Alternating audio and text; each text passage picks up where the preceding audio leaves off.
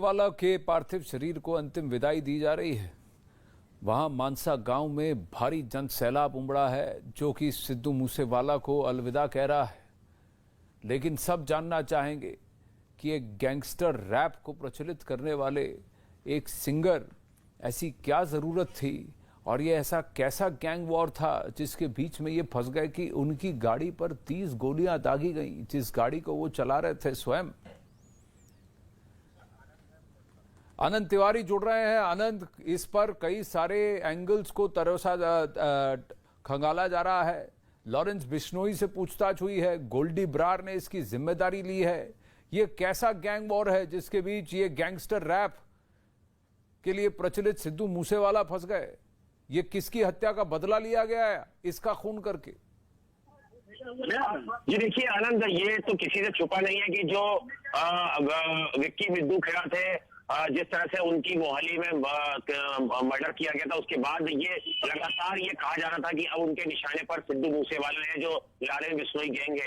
लेकिन इस समय हम ग्राउंड जीरो पे मौजूद है आनंद। यहाँ पर हजारों की तादाद में जो लोग हैं, जो उनके प्रशंसक हैं, जो उनके फैंस हैं, जो उनके गांव के लोग हैं, आसपास के जिले के लोग हैं, वो यहाँ पर मौजूद हैं। और हम दूर दूर तक देख रहे हैं जो उनका पैतृक गांव है मूसा, वहां पर जो उनकी पैतृक जमीन है वहीं पर उनका अंतिम संस्कार यहाँ पर हो रहा है।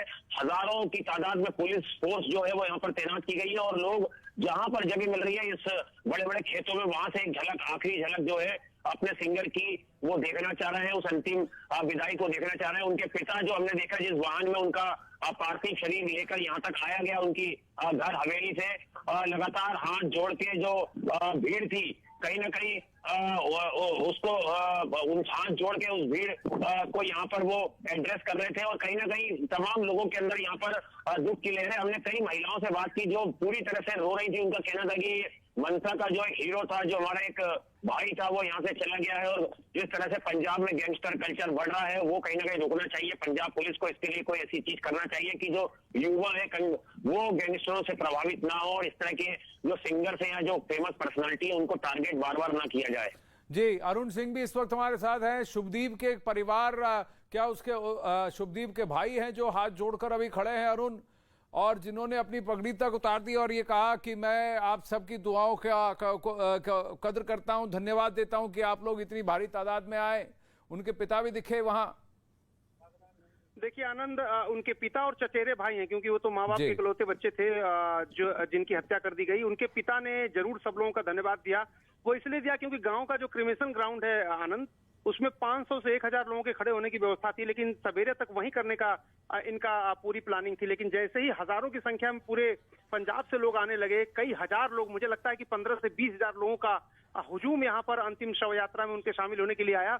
और जब इतनी बड़ी तादाद में लोग आए तब उनके परिवार ने तय किया कि क्रिमेशन जो है, अंतिम क्रिया उनके खेत में की जाएगी, जहां चारों तरफ जो उनके समर्थक हैं, जो उनके प्रशंसक हैं, जो युवा वर्ग के लोग खासतौर से उनके गानों से प्रभावित थे, उनकी फिल्मों से प्रभावित थे, उनसे प्रभावित थे, उनको अंतिम दर्शन का मौका मिलना चाहिए। इसलिए उनके परिवार ने खेत में शमशान अस्थायी रूप से बनाया और वहीं पर उनकी अंतिम क्रिया की जाएगी। जहां तक आपने सवाल कहा कि उनके घर के लोग, उनके पिता जरूर उस ट्रैक्टर पर थे।